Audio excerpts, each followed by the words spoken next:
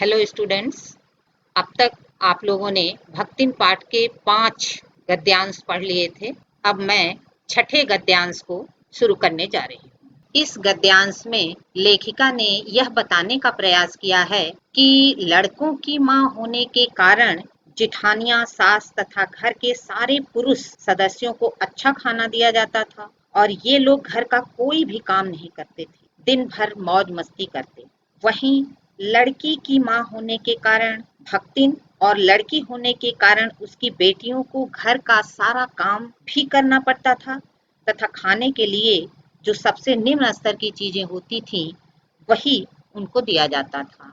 अब मैं 7वें गद्यांश की व्याख्या शुरू करने जा रही हूँ। इस गद्यांश में लेखिका ने ओटे सिक्कों की टकसाल भक्तिन को कहा है। जैसे सिक्के जहाँ बनते हैं उसे टकसाल कहते हैं, तो यहाँ लेखिका ने टकसाल भक्तिन को और खोटा सिक्का उसकी बेटियों को कहा है।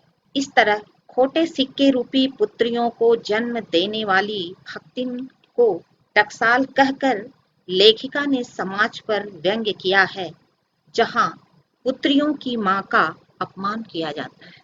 वैसे तो भक्तिन पुत्रियों की माँ होने के कारण ससुराल के सभी सदस्यों की उपेक्षा का दंड भुगत रही थी, किंतु इस दंड विधान में एक व्यक्ति था जो उसकी उपेक्षा नहीं करता था। वह था उसका पति।